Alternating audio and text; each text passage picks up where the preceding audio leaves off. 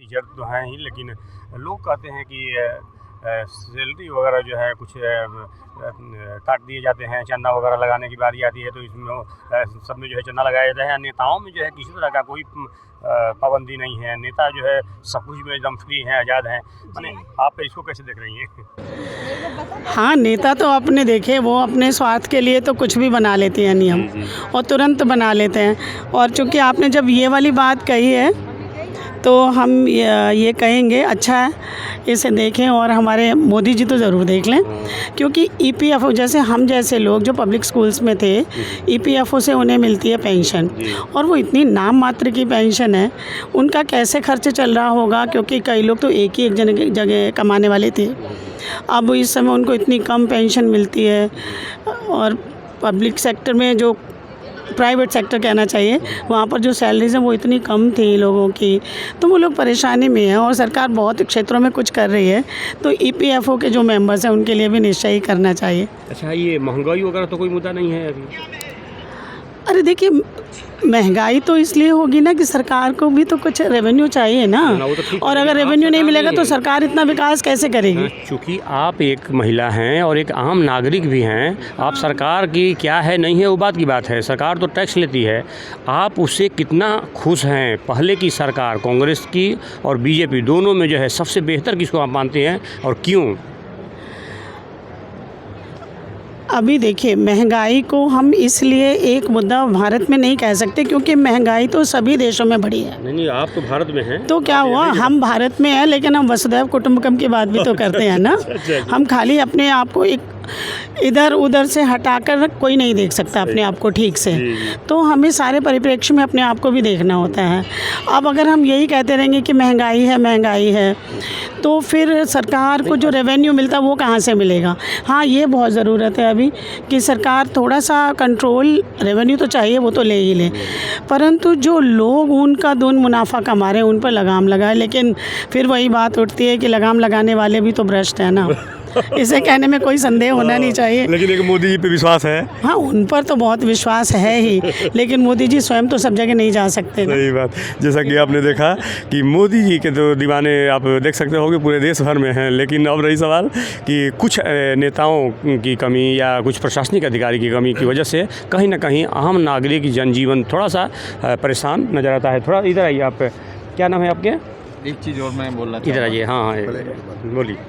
मैं ये कहना चाहूँगा, हमारे यहाँ जो महंगाई का मुद्दा है, जनसंख्या भी बहुत बड़ा मुद्दा है। जी। क्योंकि इतनी जनसंख्या है, उसको मैनेज करना बड़ा मुश्किल लगता है, इसलिए हमारे को लगता है महंगाई हो रही है। तो एक बात बताएं, चूँकि आप देखिए बुद्धिजीवी भी हैं, और जाहिर सी बात है कि मैडम आपकी शिक्षक हैं, तो आप भी थोड़ा सा मैं ये कह रहा हूँ कि चूँकि नेता के जो है 2-4 बच्चे भी हैं तो उनका चुनाव में कोई दिक्कत नहीं है, लेकिन एक वार्ड पार्षद, एक साधारण पंचायत लेवल पे चुनाव लड़ने जाते हैं तो बताया कि नहीं भाई 2 बच्चे से ज़्यादा है तो चुनाव नहीं लड़ेंगे।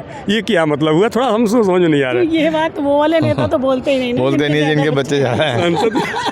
नहीं, सांसद विधायक के लिए भी तो रूल एक ही होनी चाहिए ना। मैं कह रहा हूँ कि आपके जो है पेंशन नहीं मिलेगा, कोई बात नहीं है, नेताओं के 8 पेंशन क्यों? तो यही कहते, ये गलत बात है, क्योंकि इसमें क्या है, जब सरकार ने पेंशन बंद कर दी है तो नेता लोगों की भी पेंशन बंद होनी चाहिए। नहीं भी अगर और नहीं तो एक बार जो बन गया, एक दिन के लिए बन गया, उसको भी पेंशन मिलती है, ये गलत है, ये नहीं होना चाहिए। अगर नहीं भी बंद हो रहा है तो कम से कम एक ही हो, वो भी 5 साल कार्यकाल तो नहीं होनी चाहिए, इसलिए जनता पर बोझ पड़ता है। जी। 2004 से पहले जिन लोगों ने ज्वाइन किया था गवर्नमेंट जॉब को, उन लोगों को पेंशन मिलती है, लेकिन 2004 के बाद नहीं मिल रही है। तो फिर नेताओं को भी 2004 के बाद क्यों मिलती है पेंशन? उनकी पेंशन भी बंद होनी ही चाहिए। एक ही नहीं, 8 पेंशन। और जो वो ये कहते हैं जनसेवा का कार्य, ये हम सबको पता है कि कितने जनसेवा और कितने लोग कर रहे हैं, कितने नेता कर रहे हैं, वो अपनी सेवा कर रहे हैं। तो मोदी जी पूर्ण बहुमत में चल रहे हैं, आप तो अभी मोदी जी का तारीफ कर रही थी, फिर शिकायत करने लगे। नहीं, पूर्ण बहुमत नहीं है ना, पूर्ण बहुमत अब आइए, क्योंकि कानून नहीं बदल सकते ना, कानून बदलने अगर तो फिर पूर्ण बहुमत दिलाइए, आप भी दिलाइए, हम तो कहते हैं आप भी अपील कीजिए। हम भी चाहते हैं कि पूर्ण बहुमत से सरकार आए, सच में 400 425 के पार है, जिससे कि जो बेकार के कानून है ना, जिनसे हम लोग पिछड़ रहे हैं, उससे निजात पा सके, तो उनसे हम निजात पा सकें। धन्यवाद। जैसा कि आपने देखा, लोगों का ये भावनाएं हैं कि नहीं, कहीं ना कहीं कुछ होगा और बेहतर होगा, खास करके गरीब कमज़ोर किसान नौजवान के लिए।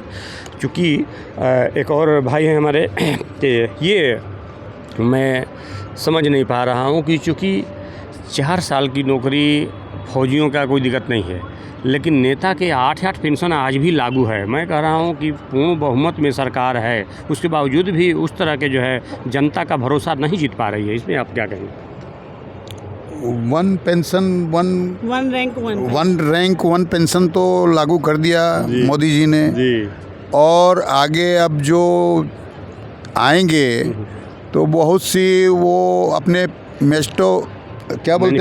मैनिफेस्टो में दिए हैं, उसको पूरा करेंगे ही, इसलिए उस पर अभी कुछ बोलना उचित नहीं है। आगे देखिए क्या क्या होता है, तो उस पर फिर बात बनेगी। अच्छा, चूँकि आप कांग्रेस के भी समय में आपने देखा, जो सुई से लेके जहाज तक जो